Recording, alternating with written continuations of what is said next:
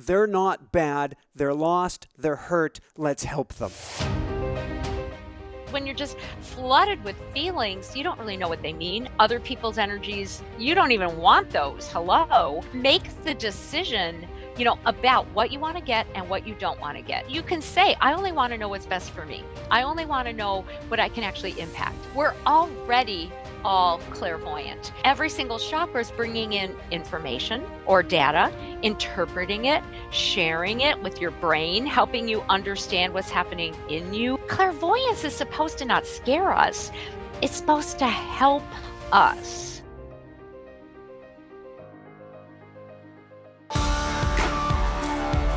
Hi everyone, welcome back. I'm Michael Sandler, your host on Inspire Nation. If you've ever wanted to become clairvoyant and see images from the universe, then do we have the Awaken Clairvoyant Energy show for you. Today I'll be talking with Cyndi Dale, intuitive healer, energy worker, and the author of many brilliant books and a new favorite of mine, Awaken Clairvoyant Energy. And that's just what I want to talk with her about today, about how to become clairvoyant, understand what you're seeing, and see into the future. That plus we'll talk about the power of chocolate, puppies in grocery stores, dollar bills and mud, the Isle of Man and sight, Vincent van Gogh and Starry Night, bluebirds and blood sugar, and when the world talk honey and an SAT has to do with anything. So welcome to the show, Cyndi. Are you ready to shine? I am ready to shine. I'm ready to help everybody shine and see what's already shining in them and around them. How's that? That sounds perfect and a mighty woohoo. It's just energy. There's lots of energy pumping here today, Cyndi. We probably have visitors. I bet we have visitors. That's probably what's happening.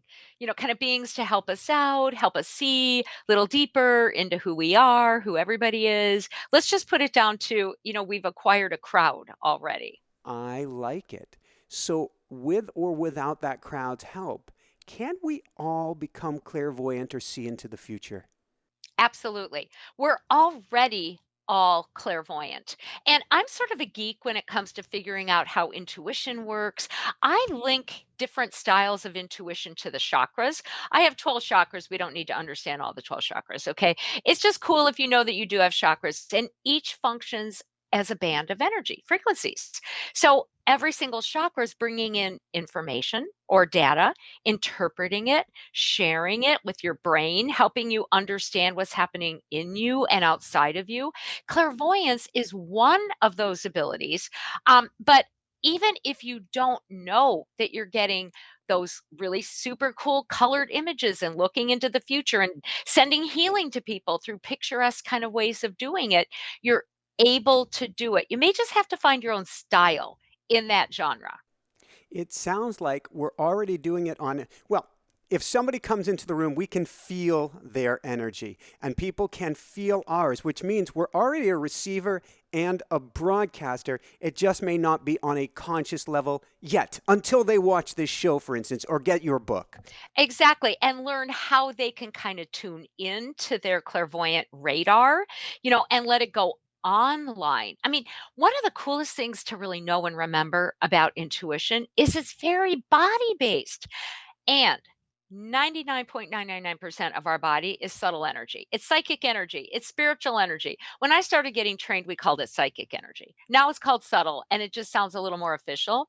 But we are psychic beings. We're constantly sending out data, whether it be sensory, verbal, picturesque, or clairvoyant, which is clear seeing, and we're taking it in the same way, and it's just like, how are we tuning into it?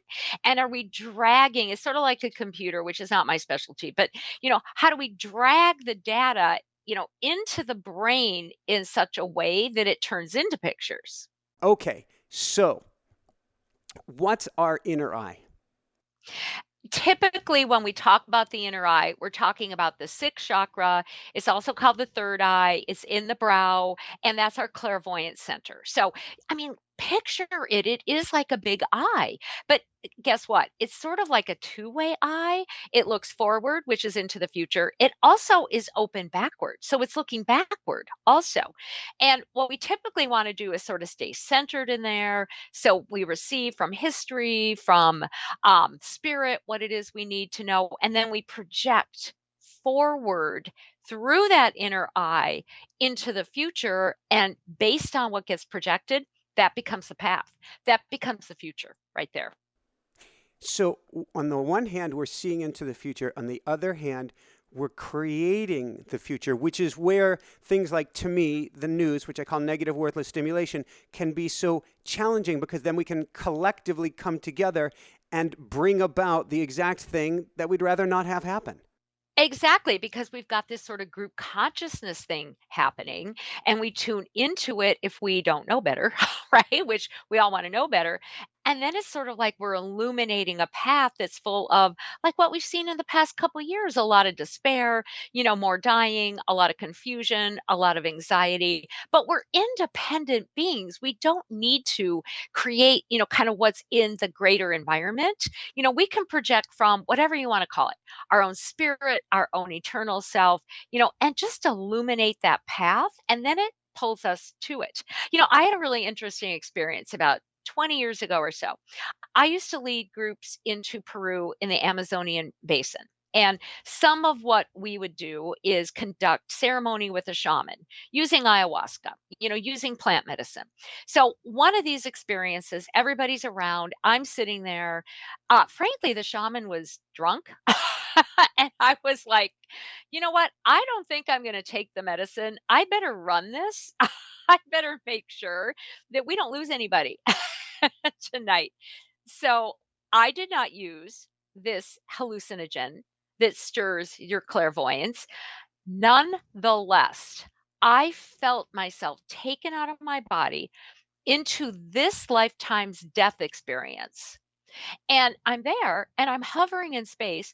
And I hear this voice say, "Well, where do you want to go?" And I'm like, "Well, I don't know. You tell me." And I'm brought right into the oneness. And I really wanted to stay. I mean, hello. I was like, "I'm not going back." The voice said, "You got to go back." I said, "I don't want to go back." Well, I was sent back. Because I'm returning from the future, the voice, before putting me back in the body, I felt like I was gone for eons, but it was like 3 minutes because I did have to run what was going on with all the people.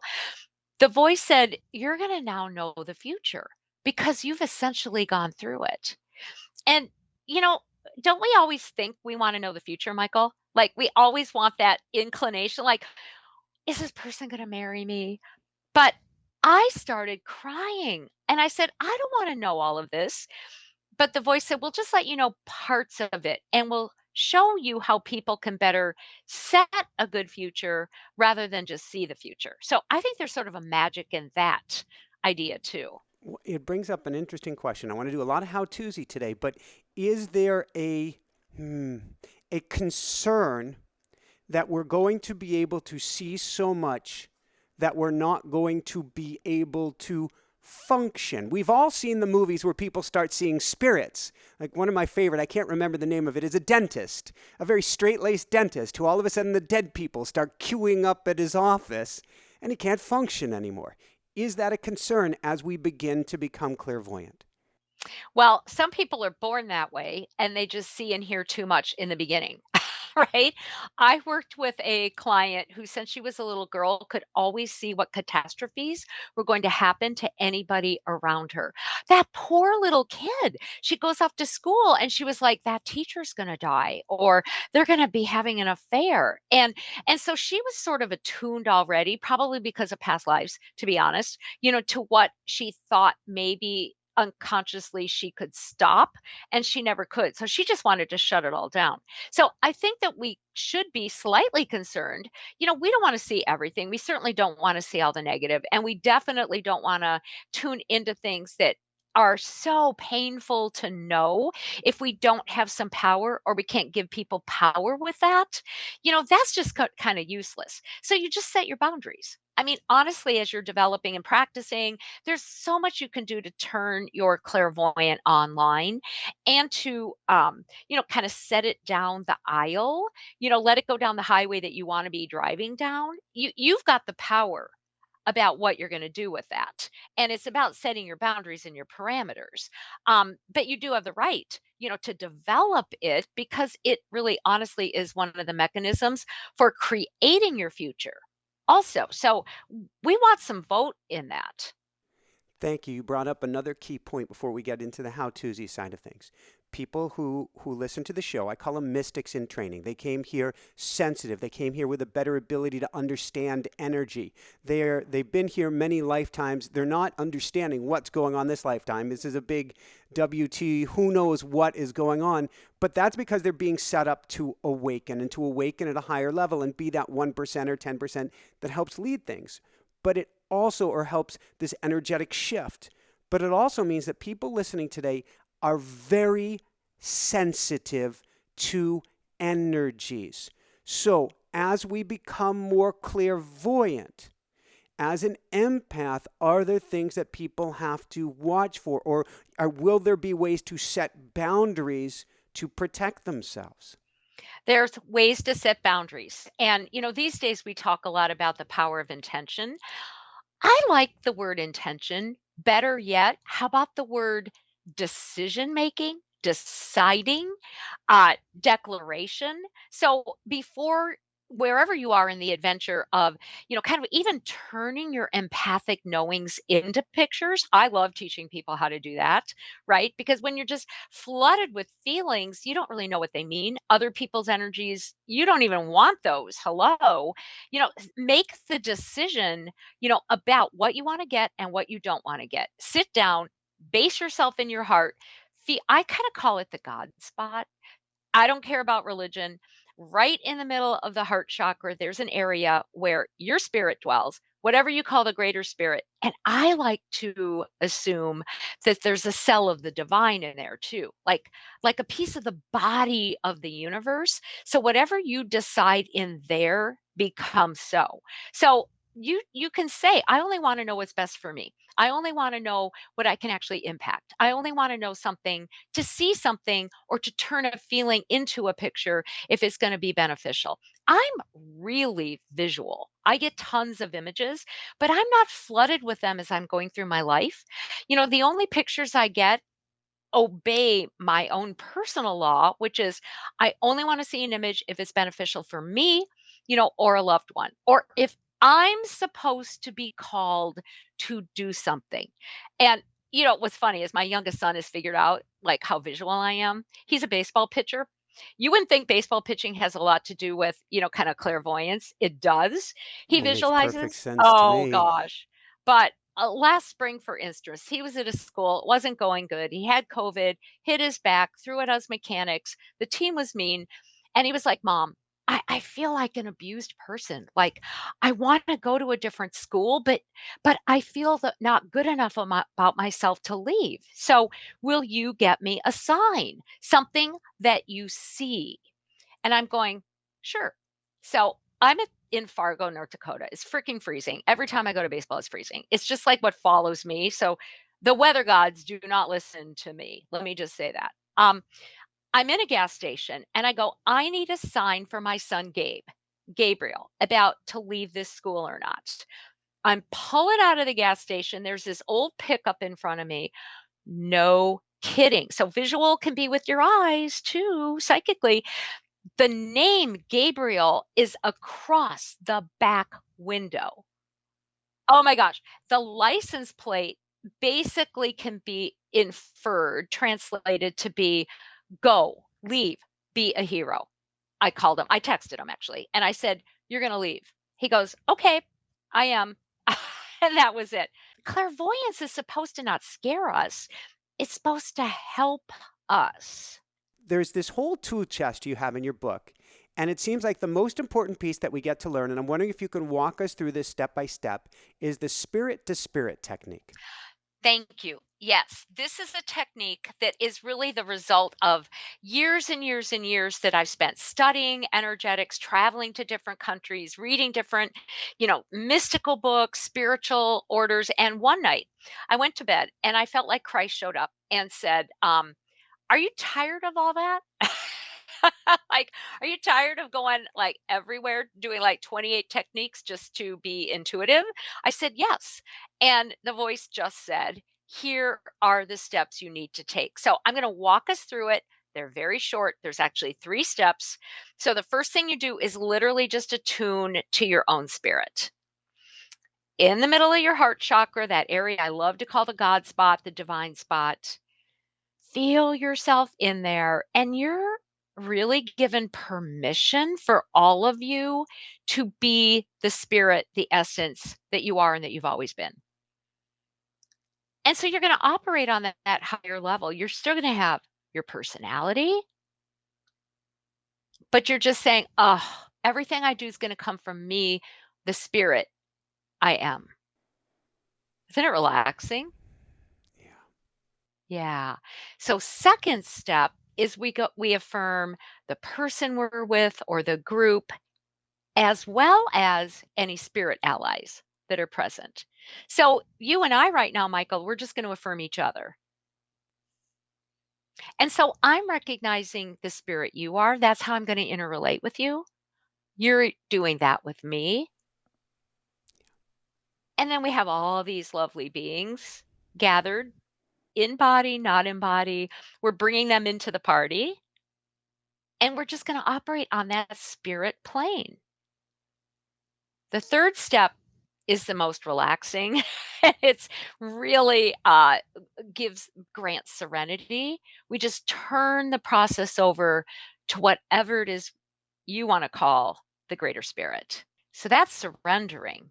And for instance, if I were going to work on you, do a reading, if I'm just out for coffee, I instantly relax because I'm kind of saying, it's like in the 12-step program, let go, let God. I'm not really in charge anymore. I just show up as my spirit self. I trust what I'm hearing, seeing, sensing, feeling intuitively in and through my body. And the process of whether it's manifesting or healing is just assumed. And there's something bigger than me, bigger than you with that kind of sovereignty.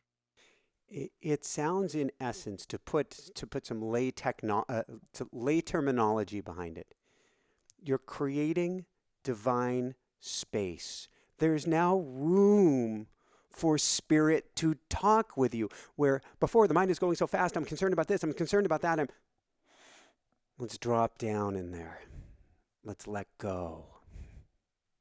And we're creating boundaries. So we talked a few minutes ago about the importance of boundaries. Like, I don't really want to dig into something that is not going to be effective for myself or somebody else. I certainly don't want to pick up on untruth or deliver energy that is harmful and not beneficial. So spirit's in charge of it. So there's divine space, divine order, and divine ordering. And what I experience is, let's say I'm working with a client and I can tell what they want me to say. Okay. I just had that happen a few days ago. I'm working on the phone with a client. I'm relating only to their spirit, right? But I can tell they want me to say, oh, yeah, that man you're dating, you're going to marry him. Not happening. Didn't see it, didn't feel it. Spirit's being really clear. Cyndi, you're not going to respond to that. You're not going to go there. My own spirit puts up a boundary that says I'm not going to be manipulated by what somebody thinks they want to hear. And so it was really easy for me to say, that's just not what I'm getting. You'll have to tune in more for yourself. Boundaries. Thank you. On that note, couple more techniques, and then we're going to dive into some really fun stuff. Healing streams of grace. I know. Isn't that a great term? So, I want to explain healing streams of grace in 2 ways. These are universal energies offered, presented, created by source that are provided for everybody for anything, and they'll do whatever needs to be done. Sort of like, it's like magic. Is that magic? It is magic. I image them as, kind of beautiful beams of energy coming off of the sun. Think of the sun as source. Whatever we need, it's maybe perhaps even manufactured when we need it or somebody else needs it, because grace is love in motion. So when I'm doing healing work with people, I just request that whatever streams of grace they need go directly to them. I don't need them. If I need something, it can come to me. no dependency on me as the provider. So let's say you're at that shopping mall and you see something really scary or frightening happening, or you suspect that that child is being abused, but you aren't called, you can't do anything. I mean, let's be real. We aren't always in a position, to be the authority. Ask for streams of grace to go to the situation. I did that one time. A man is yelling at his daughter. I looked around. I wanted to say something. I wasn't close enough to get there. I was looking around for shopkeepers, somebody to help. And in the meantime, I asked for streams of grace. The man just stopped yelling. He sort of turned purple. I mean, he couldn't keep talking. He was stopped. He was stopped. So, you know, these streams of grace in science actually are what these days scientists call scalar waves. They're electromagnetic energies. Nikola Tesla talked about them a long time ago. Very different than regular light. They sort of bend, they go through objects. They've been known to stop clocks. They move faster than the speed of light. They carry information. They are probably the life-giving, streams of real energy, light and sound that started all of this, and that's really what the streams of grace are. In science, is a very particular type of energy that our brain doesn't always know how to call or direct. Calling them streams of grace, I think, sort of helps us inside feel comfortable with them and just allow them to do the work. Thank you. So we're going to go over one more tool and then we're going to dive into how to use this, how to interpret things. I'm feeling like a reading might be kind of fun. We talked beforehand and things have been radically changing in my wife and my life recently, so might as well go there. But let's talk about, and this is the one that everybody who listens really wants to know about. How do we awaken the third eye? First, get a sense of where it is. Right? So, I mean, some of us, we probably know what that is because it's in all the mystical literature and order, right? So it's in the brow. It's purplish for most people. It's linked to the pituitary gland. And so let your brain know where it is, because the brain is more apt to go with something if you are using the brain. Also, what's interesting about the pituitary gland is surrounding it are crystals, different kinds of crystals, like real crystals, like calcite, like what the birds have and what we just humans have. So there's all this sort of mirroring that happens on the physical level around that third eye, that allow us to get images in, to attract light, to create images, and to be able to give them to people. So there's several different exercises. If somebody feels like their third eye is completely dead, what you want to do is practice seeing. So start with practicing seeing. So take a couple deep breaths, and whether you know your third eye is active or not, just ask to picture a tree. Let your third eye help you picture a tree. So it's like so often we think we need to just get the images from outside of us. Our inside self makes them and can receive them. So just picture that tree. Now, image yourself moving around the tree. Maybe you're walking around it. Maybe you can create a flower on it, pull down a leaf and smell it. If you're able to do that type of visualization, your third eye is operational. If that's a little challenging, just keep practicing this imaging. You can call up a memory.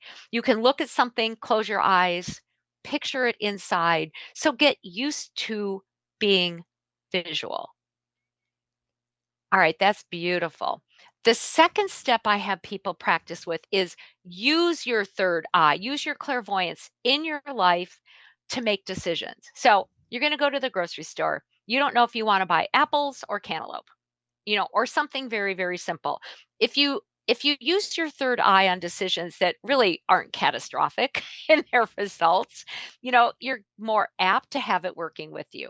So, I mean, just imagine, kind of tomorrow, let's say, we're all going to go to the grocery store. Which type of fruit are you supposed to buy? What's best for your body? I bet you can see it. That's one way to practice the third eye and integrate it into your life. And then you can start going to bed, asking for a dream. Everybody has dreams. You may or may not know them. Put a pad of paper next to you, ask for a particular type of vision or dream or visitation. Maybe even, you may not like this, but it works. Set your alarm for somewhere in the middle of the night, like near your 4-hour sleep cycle. Set your alarm for a few minutes before then. Write down the dream you're getting. That is your third eye. That is clairvoyance. So these are the simplest of ways to kind of be working with it. Then start practicing it with other people. Grab a friend. Um, you know, Work with your animal. My dogs, Honey and Lucky, love sending me pictures. They usually have steak, bones, food in them. Right? So ask to receive an image, do spirit to spirit, ask to receive an image from your friend, from an animal, from something or someone you're interacting with. Thank you. And Rue would certainly love it. My rooster would love it if I tune in even more to to the images he's sending me. He is so attuned to all of this that if I have an errant thought, he can be across the house, 5 bedrooms away, and will just start screaming because the way I picture that his clairvoyance works is it's like emojis come up on the screen as if it's a live event for him, and they can be love, they can be hearts, they can be daggers. Isn't that fun? One of the tips is trusting the image too. I mean, clairvoyant isn't always logical at first, but it's logical if you start interpreting the message. So, years and years ago, I was just new in the business. It was like decades ago. I had a client come in. I'm nervous. Sometimes we're nervous when we're getting images for other people. And she said, I just want to know what I'm supposed to know. The only image I could see was popcorn. That was it. And so I said, "I'm just seeing popcorn." And she started crying. She said, "My whole life, popcorn has represented, kind of like my deepest pain." She was actually even a popcorn addict. She hid it in her car. Yep. She went out for it for lunch absolutely every day. The last time she had ever seen her father was when he took her out to the movies. She was maybe 12 or 13, bought her popcorn, and then he disappeared from her life. Trust the images. And can I give one more tip, Michael? Ask for more pictures. So I get an image, I may not know what it is. So I say, I'm working spirit to spirit. I'm working with guides. I'm working with my own and other spirits. I just say, I want another image. I want to understand this. I even tell my guides, will you put words under the picture so I can read what it means? Very remedial. Before you gave me that last example, I had just asked because I'm in, I call it communion with spirit, a very deep level conversation. And so I'm in this deep level conversation, and I said, do I go there on this next question that I'd been feeling into? And you said, get apple or another fruit at the grocery store. And the question that I was asking Spirit if I should ask is about puppy vision, a puppy vision you had while at the grocery store many years ago. And I was like, okay, I get it. I'll ask. But this is so one of the things we're looking at is, are these things visions? Is it what we're seeing? We're calling things in. Is it something real that we're seeing from spirit, or did we make it up? And so maybe you can share about the time you go in the grocery store and all of a sudden you're seeing puppy, puppy, puppy, and you're wondering what's going on. All right. So I have a few puppy stories, actually, to be honest. And so I'm just gonna first say one tip. If you're getting a vision and you don't know if it's real or Memorex, right? Or you're coming up with it out of fear. If you can change the vision, like mutate it, like make that good looking person in your mind look ugly or the opposite, it may not be real. It could be just a product of your projection. So when you just asked about trees, you asked me to envision a tree, and it went to a very specific tree in California that has a lot of meaning to me from years gone by. And it's a pine tree. And so you said, tug on the leaves. And I'm like, but there aren't any leaves. And so I tried to put leaves on it, and it stuck as the pine tree and wouldn't change. Right. You weren't using just your imagination. You were with a real tree. That's why that wouldn't change. When we're practicing, we want to know that we know how to do imaging, that we can get pictures. But if you're looking for, like, I want spirit's truth about this matter, we get an image or we get a slideshow or we get a video in our mind or whatever, a color, a shape, or whatever it is. If we can manipulate it so it has a different meaning, then we're literally manipulating and we're not going with what the truth is of the vision. All right. So I'm going to share a story about my dog, Honey, who has had several reincarnations. Honey, the golden retriever, began with my ex husband in his family. And that particular Honey, I know all the stories. You know what? Every morning would get up and go to the local Italian restaurant and beg meatballs, and then go to the grocery store and be given food, and then finally come home to eat breakfast. That Honey had a very particular personality. So eventually that Honey died. I have our son. I'm divorced from Gabriel's father. It doesn't make any difference. I'm going to get a dog. And he says, would you get a golden retriever and name it Honey? That's Honey number 2 in my book. All right. So we pick out this golden retriever named Honey 2, same freaking personality, same dog, same soul as Honey number 1. In fact, one time, my son was probably 7 or 8 at the time. This particular Honey 2 escaped the house. He loved to leave the house, just like Honey number 1 always did. And I get this doorbell ringing. I'm in between clients. There's this huge cement truck in front of my lawn and a working construction person in front. He goes, do you have a golden retriever? I go, yeah. He goes, well, he's in our cab.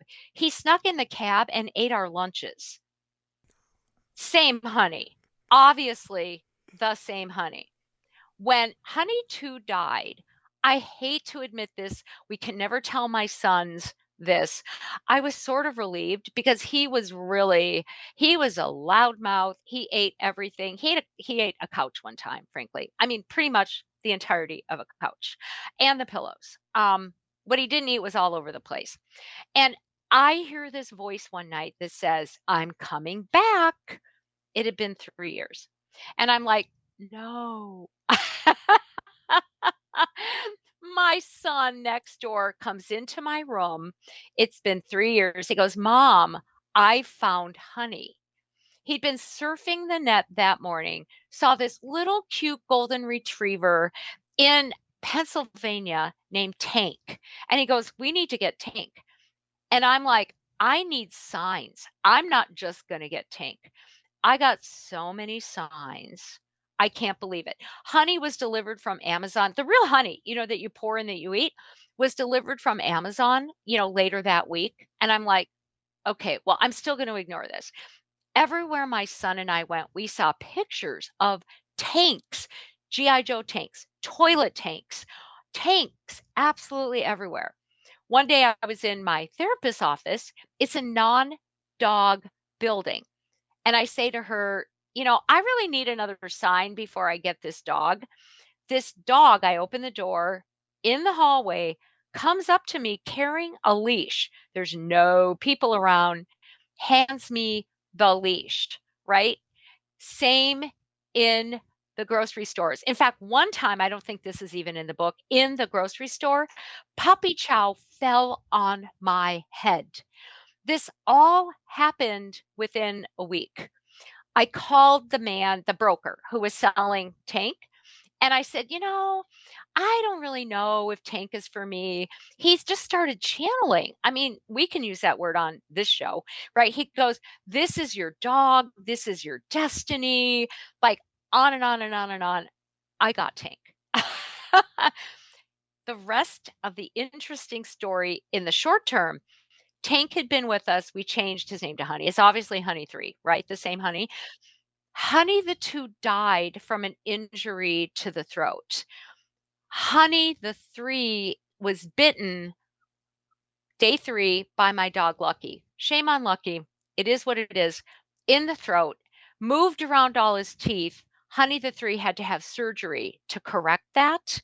I mean, really, honestly, we had to go in and change the karmic, kind of line of what was in Honey the Three's soul from what had taken him out when he was Honey the Second. We literally had to surgically change that for him.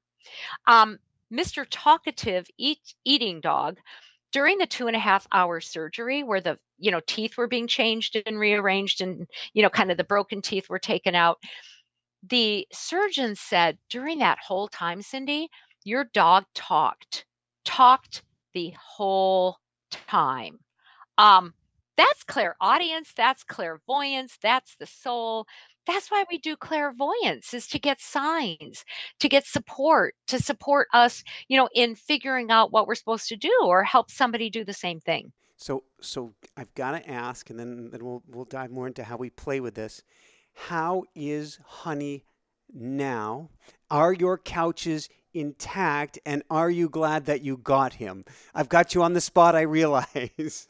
Oh, I love Honey the Third. He's my best friend. Lucky is now my son Gabe's best friend. I love Honey. Let me tell you one more fun story though around Honey the Three. He's like he eats anything he can eat. I mean, I live near a holiday station. We go down the walk, leftover French fries, napkins, anything. He eats it all. So he's still basically the same Honey. I had a friend staying with me one night and Honey likes to sleep downstairs. So Honey was downstairs. She saw Honey talk. She heard Honey talking. She saw him talking to these great big figures. She said, Cyndi, they were aliens. She said, Honey is an alien. And everything landed in place. Ever since I realized Honey is an alien, I can actually hear him talking in my head, sharing things, teaching me things, telling me what I need to know. I just needed that missing piece about who Honey really is and why he's in my life, which is to teach me things.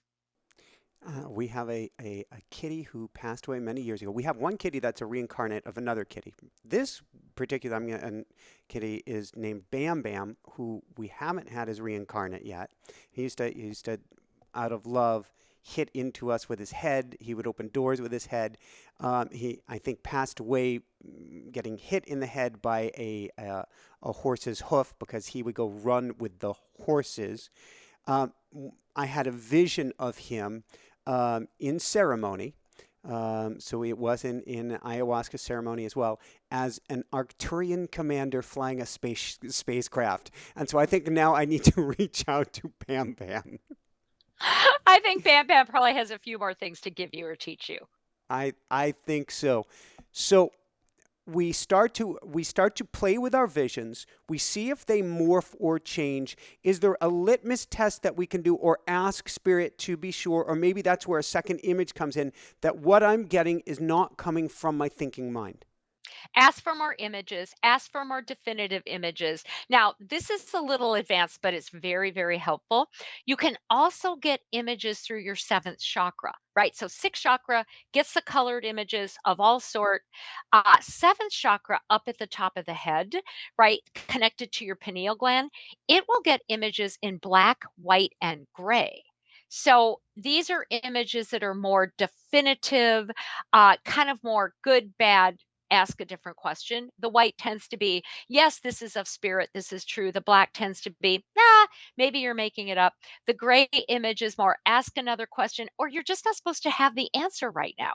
We're not going to know everything in the moment, or we may not make the choices that need to be made, too.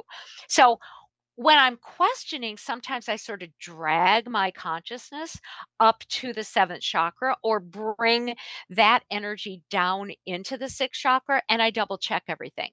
I just say, I want that, kind of litmus test, the white, the black, or the gray to show me, is this accurate? Is there more I need to know? So it's a really great way to get more yes and no or black and white, sort of answers is by bringing in that seventh chakra. Thank you. One of the things that I'm working with people, we have a school of mystics, and one of the things I'm working with them in the school of mystics right now is understanding the profound consequences, you could say, of asking, is this mine? One of the factoids I've made up, I'm just going to own it, is I believe at least 80% of our issues are not our own. When we're kids, we absorb. Most of the illnesses that even show up when we're older, there's some science behind this. Maybe our mother conducted or when she was pregnant with us or got re-triggered because of ancestral issues in what's called the epigenome, the sort of soup around our genetics that we inherit memories, situations, illnesses, propensities from at least 14 generations of our ancestors. We are sponges, especially when we're young, in the womb up to, any age, but therapists would say at least 4 years of age, we're sponges. So what's not ours is coming into us all the time. And so one of the things I encourage people to do when they're really stuck or working through an issue or they can't seem to, kind of get over the hiccup of a certain emotion is to say, is this mine? Is this mine? And if we get the sense that it's not, if we're told that it's not, if we get an image that it's not, very carefully we can ask to have it taken from us. All right. I always ask that whatever energy is not mine to be taken back to somebody's spirit or their higher self so that I'm not just like inflicting them with something they're not ready to deal with or that's not good to deal with. And then you have to deal with what's left because it is yours and you better work with it. I'm going to give you uh, a it's, kind of really something I'm embarrassed about, to be honest, a lesson that I learned about sending energy back to people years ago. I was sort of new to teaching energy, and I was teaching a class in my basement. I mean, a lot of classes start in basements, I think, right? You just got to get started. And I had a client, her name was Lois, and she said, I have been suicidal my whole life. What am I to do with this? Immediately, spirit showed me this is not hers. And I said, I think it's your father's. And she was, oh, I never would have guessed that. Cyndi, not spirit, sent the energy back to her father, who killed himself within 2 days. I know. You know what? I feel horrible. I learned we are human. We make mistakes.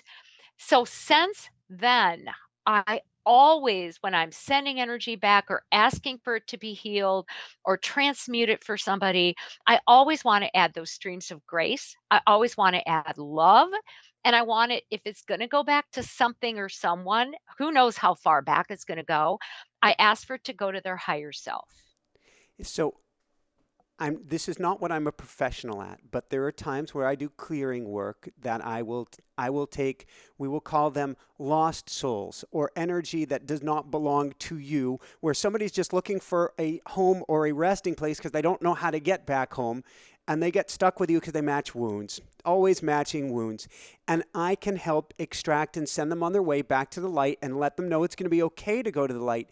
But I make sure that I let them know and I ask Spirit for their highest good and the highest good of all. That we're saying the same thing. And, anytime we approach a situation that we might even feel is malevolent or a being or force we think is malevolent, it's really woundology. And so we can have boundaries. We can have boundaries. I don't want some voice talking to me in the middle of the night unless it's God or my kids, right? Mom, I need something. But it's woundology. So it's always good to come from that place of grace, which is love that makes a positive difference. Thank you. And I'm gonna give a definition or help you to give a definition of woundology. What we're saying is they're not bad, they're lost, they're hurt. Let's help them. Yes, exactly. And I get that lesson over and over. I'm remembering a very interesting situation when my youngest son was about, I was 7, 6, something like that. My room was next to his room. He had a super cool room. I mean, super cool, like a boy room, tons of toys. And for a number of nights in a row, he kept crawling into my bed, which sometimes he did anyway. And he'd go, Mom, it's too loud in my room. I can't sleep in my room. It's too loud. Everything's talking. And I'm like, what's talking in his room? So after a few nights, I just went into his bed and just spent the rest of the night or part of the night there. First of all, he kicked. So it's like I couldn't sleep anyway. So I'm in there and the toys started talking. Uh, do you know Buzz Lightyear to infinity and Yes. beyond? I mean, we got talking toys. We got, fire engines that go hoo hoo hoo, all kinds of stuff. They're all talking. Close So, Encounters of the Third Kind. Is oh that yeah, which one it was? What is it? The clown starts going and stuff. it was so real. I mean, it wasn't make believe sounds. And the next morning I tuned in his room and I was like, what's going on? And I perceived a portal in his closet. Who knows if my son accidentally opened it because he's just this like little beam of light, anyway. And he still is actually at 22. And I could see these angels in the portal carrying the deceased souls of babies and children, young ones, kind of to where they were going to go next. And some of them were so tempted by my son's toys, they went into his room and they were playing with the toys. Well, all souls are like little angel souls, right? No matter what they've gone through, no matter what kind of bad stuff they've done or I've done, we've done, etc. And so I asked that the portal be moved and and that these souls, would really be taken care of so that they wouldn't just like get lost again on this planet and they would truly be taken to a space or a place where they would be taken care of. So I think that was a teaching for me, about how we need to approach any sort of situation, whether it's mystical, otherworldly, or worldly, with kindness. Thank you. Want to dive into energetic attachments for a minute? Then maybe we can do just a little bit of have you tune into me, see what you see, anything of the sort for fun. But you share a story in your book about a mother child bond where there's an unwanted pregnancy, for example, and just how much energy is being sucked off of that child by mom, not deliberately, uh, at least hopefully not deliberately. How do we clear these energetic attachments? Oh, it's so common that and I hate to blame mothers because I am a mother.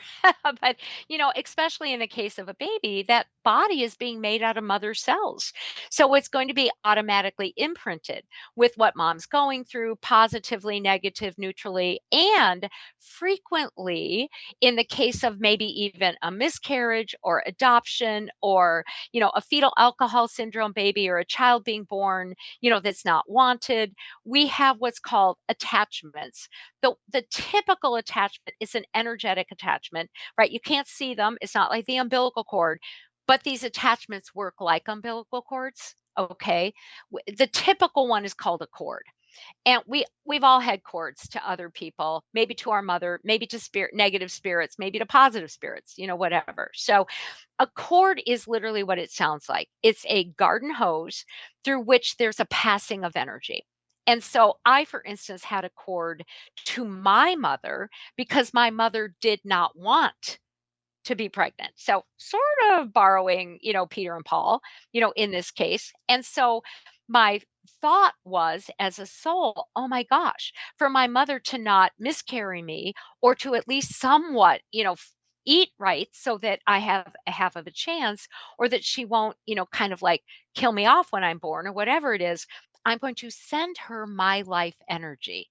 I didn't get energy from her that I knew about at that point. I figured out something else later. But it was like I just gave her my life energy. I gave her my light.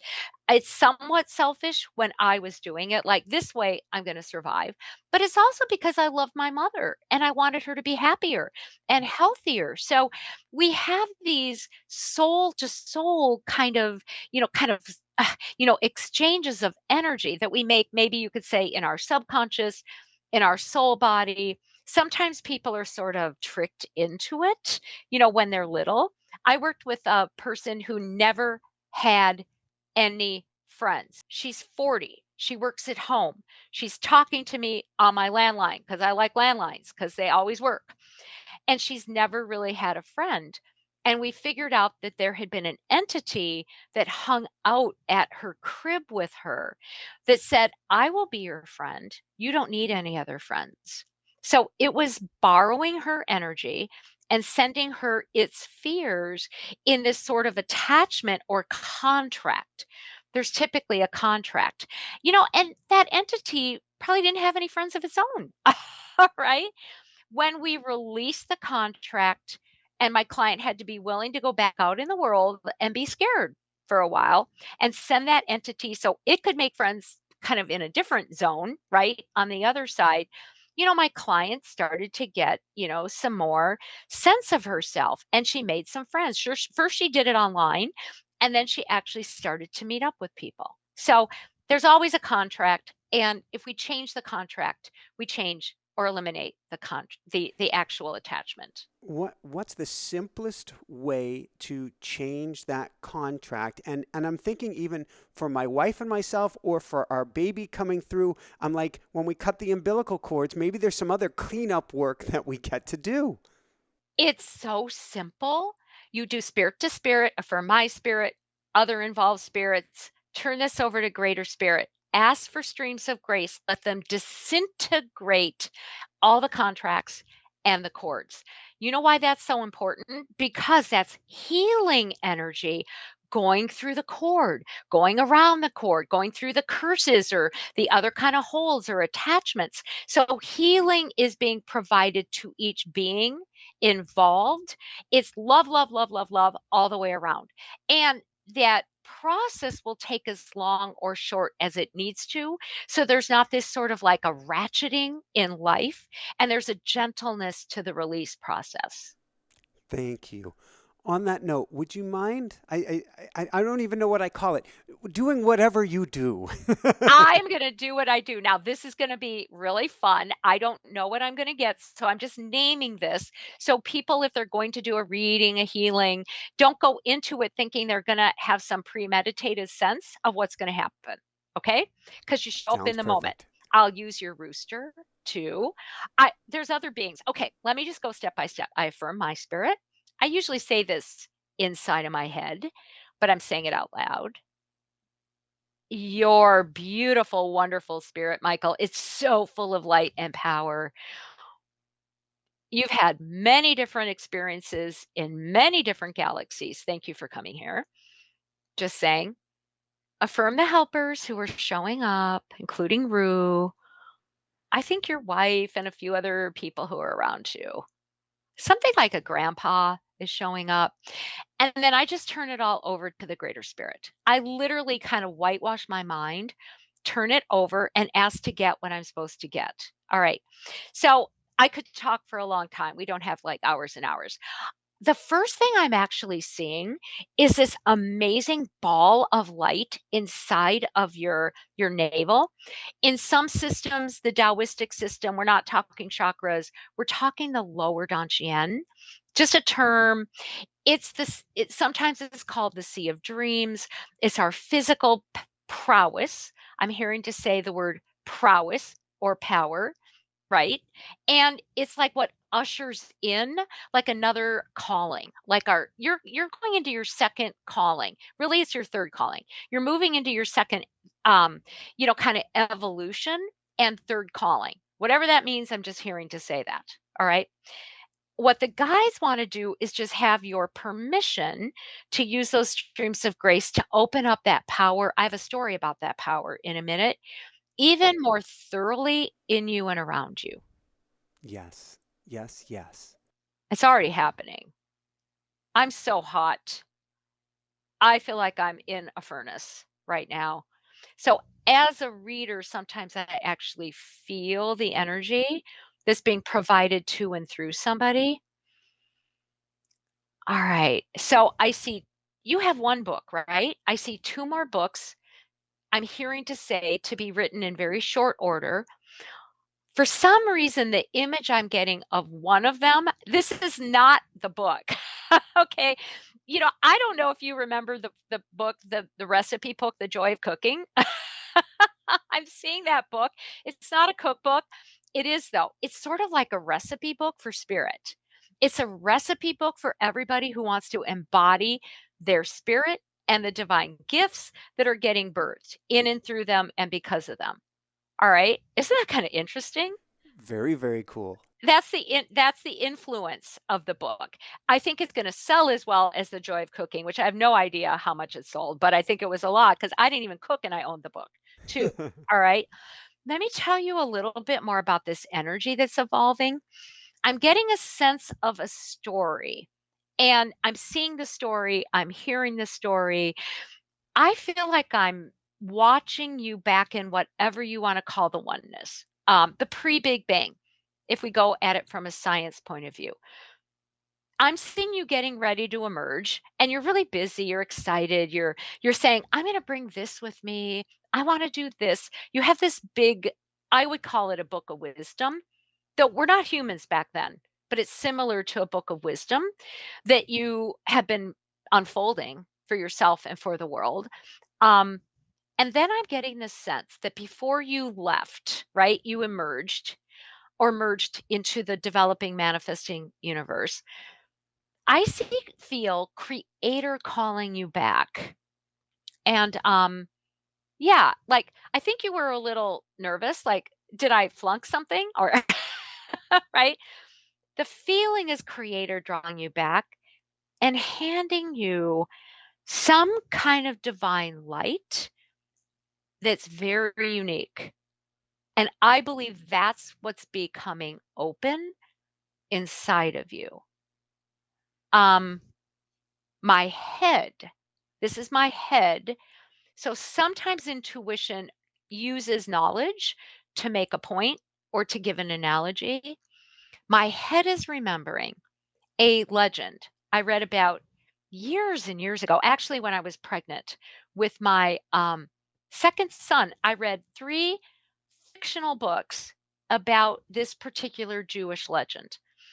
The legend speaks to beings who are hidden ones. There's different terms.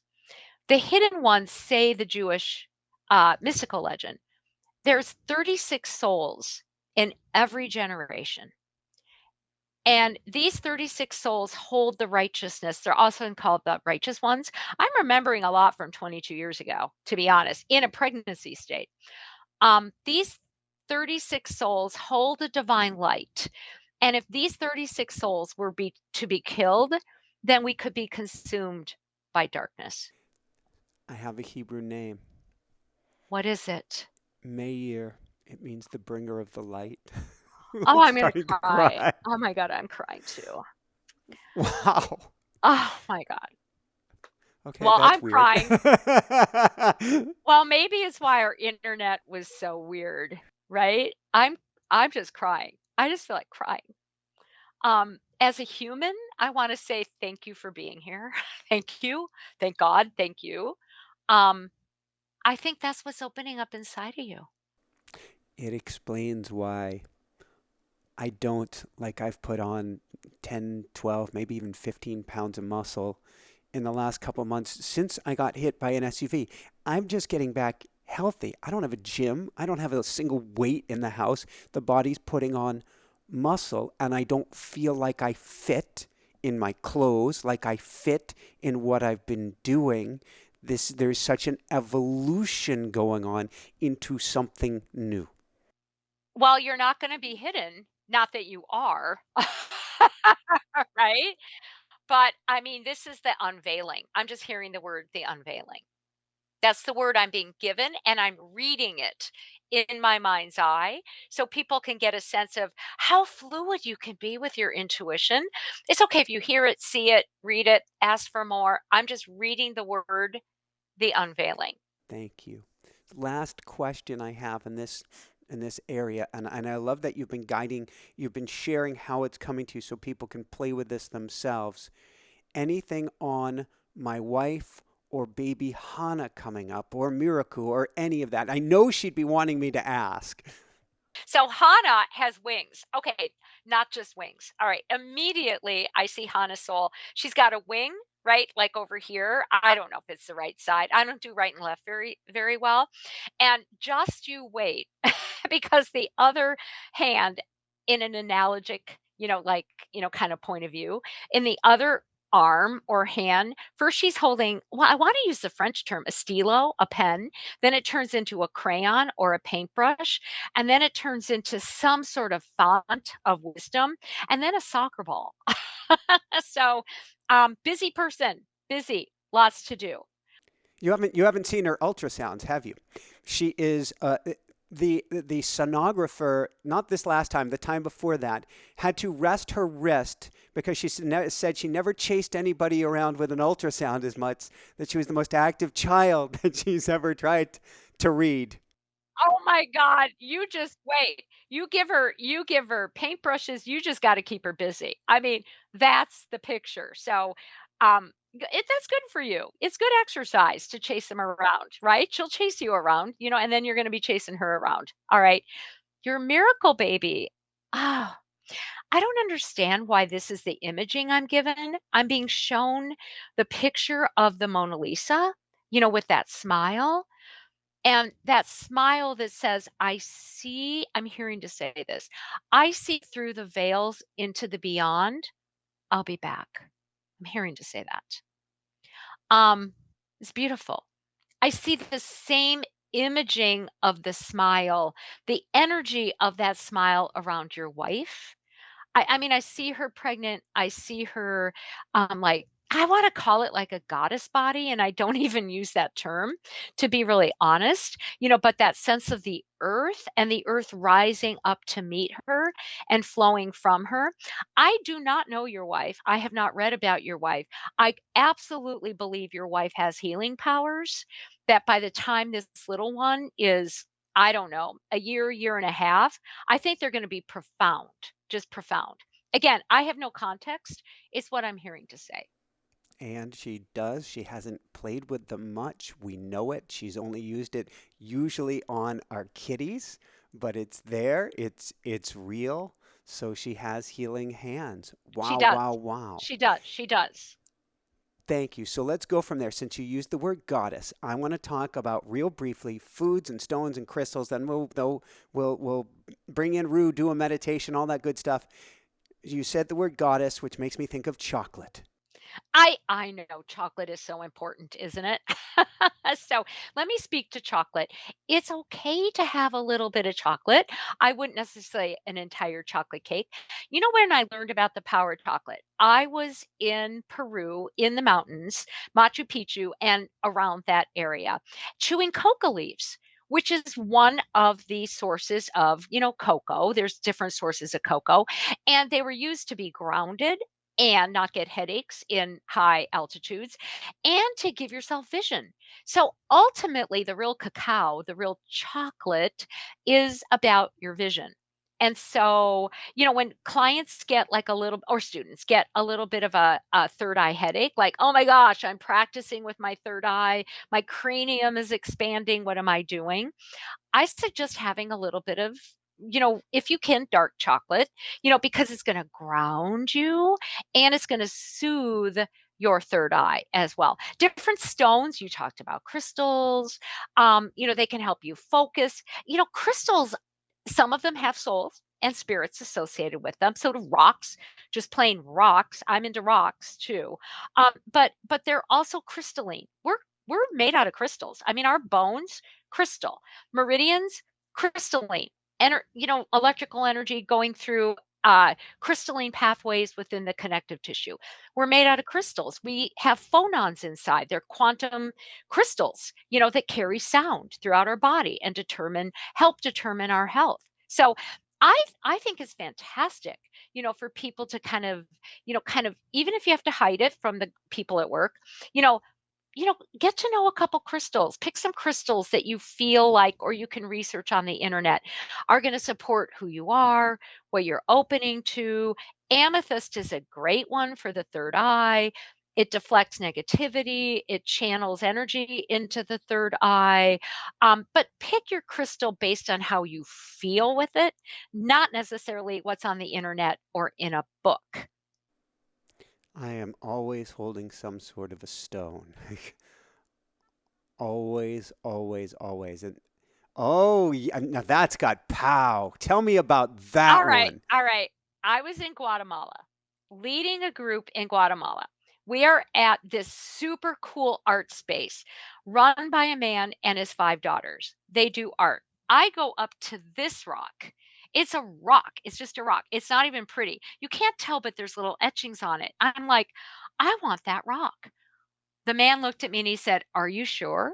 I said, "Yeah." He goes, "That has a spirit from an ancient Mayan temple." I'm like, "I really want this rock." All right. We get in the van. He has, cloaked this stone, this spirit, if you would, this Mayan being, with lots and lots and lots of newspaper, etc. It starts heating up in my hand. Hot, like hot. And I hear this voice say, "Make a wish." Now, why I wish I were more intelligent when I'm being given an opportunity. I don't know what I wished for, but I think it was probably really silly. So I passed it around to the other people in my group. Hot, they would hold it and it was not hot. It would heat up. They made a wish. Every wish we made upon this rock came true.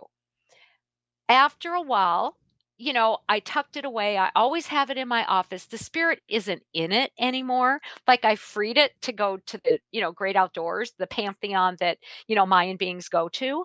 But I keep it to remind myself that things aren't always what they appear.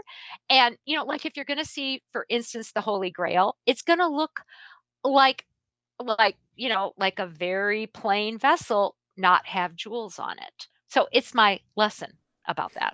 I'm already throwing at my wishes. I'm going healthy, happy, Hana heart. Healthy, happy, Hana heart. Patoong. You know what? They can help. They'll help. Thank you, thank you, thank you. We can keep going on and on and on and on and on and on, but probably good that we wind this down a little bit. I'm going to want everybody to get your books, but let's start with this beautiful book. Where can people go to find it and to find out more? It's Awaken Clairvoyance. There's one on clairaudience and subtle energy techniques. Amazon has everything. My website, cindydale.com, will show you pictures of the books, send you over to Amazon, Barnes and Noble. I think it's really great when people order from their indie bookstore. Also, if you can, that's the way to go. Keep them in business. And we may have to have you back to talk about clairaudience then. Ooh, then we'll be talking even more. I'd love to do that. Excellent. On that note, would you like to meet Rue before we dive into a meditation? Yes. Okay, actually, one last question before we do that. Any last words of wisdom on this topic or otherwise that you would like to share with people? I'm actually hearing a guide saying, "You got it. Just ask for help. They'll show up. Your help will show up." Rue meet Cyndi. Cyndi meet Rue. And he has crystals in his head because he can hold himself in time and space and center himself based on crystals in there. And I'm guessing magnetic lines and energy. Absolutely. Ley lines, heaven lines. Hi, Rue. I love Rue. Ooh, Rue matches your glasses. Hi, Rue. I love Rue. Honey and Lucky, who are sleeping downstairs, would really like Rue also. Is Rue going to help us in a guided meditation? Rue, would you like to help us in a meditation? What a beautiful being. Oh, now I want to cry again. We're just going to be very simple with this. Each of us affirm our own spirit. Rue is Rue's spirit already. always is and knows it. We affirm each other's spirits and all the helpers, including Ru and the helpers of Ru, who really are from somewhere else, let's just say. And then let's just turn this whole process over to the divine, to the greater spirit, to the presence, to the oneness. As each of us centers in our heart, the very, very center, that God spot within our heart. And in their request to receive from the divine an image that will enable us to be who we really are in all circumstances. And we receive that image wherever it comes into the system, into the body, perhaps in the heart. And no matter how we're sensing it, feeling it, hearing it, maybe even already picturing it, we just ask Spirit and the guardians to use streams of grace to bring it up into our third eye. So there's an even more magnificent opening of that image, of that knowing, and of the sets of images that will help explain us to ourselves and open the door to our future. Love streams in, light streams in. We breathe and know that even more will be revealed in the daytime through signs, through omens, and in the nighttime through dreams and visitations. Return to that place of home and heaven and haven within the heart.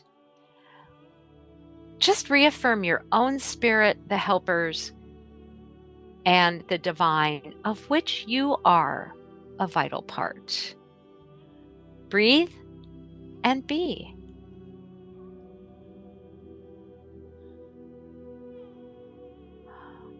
And continue on with your day or your evening as you're called to. Thank you so much, Cyndi. Bless you. Bless your family, each member, with your guardian, Ru, there. This has been so beautiful. It's interesting. I was reading one of your other books earlier today, the most recent book, Advanced Chakras.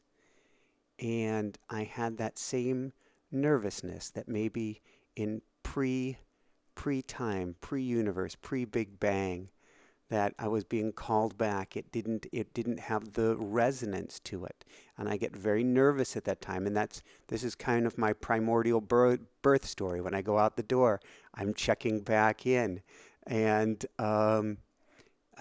Jessica said, it's clairvoyance. That's what you want to talk with her about today. Thank Jessica for that insight. I love talking about clairvoyance. I mean, it is said a picture is worth 1,000 words. That's how we're made. That's who we are. So thank you, thank you, thank you. So for everyone out there, this is Michael Sandler and Ru, of course, saying be well, have fun, get awakened clairvoyant energy, and begin awakening your clairvoyance today and shine bright. Woohoo! I hope so much you enjoyed this interview on clairvoyance. I hope so much you play with this and expand your clairvoyance. This is a clairvoyant bird. He not only sees into the future, I know this, he sees everything. He sees emotion. He sees what my thoughts are, which can get quite interesting at times. If you want interesting in your life in a different way, pick up the automatic writing experience, or better yet, come join us at a class on automatic writing. See if I can hold up the book. I'm still waiting for Ru to hold up the book for me, but he's got wings, not opposable thumbs. Look at the automatic writing experience. Live class once a month, automaticwriting.com to get you started and get you going, communicating with spirit, communicating with your guides, understanding the visions that you're seeing as well. And if you're an empath, it means you're a mystic in training. Come join us for our School of Mystics 4 Wednesdays a month. You can join us, find your homies, find friends, find all of the magic that's inside of you and how to use it. at inspirenationuniversity.com. Of course, come join us for our live events every Monday night and more by hitting the subscribe button and the bell icon to be notified of upcoming shows, live events, and more. There is the Mystic Circle down below. If you want behind-the-scenes goodness, simply click join. Love you guys so much. Big thumbs up if you enjoy this. Share, share, share. Here's the next amazing video. Shine bright. Woohoo! Go Roo!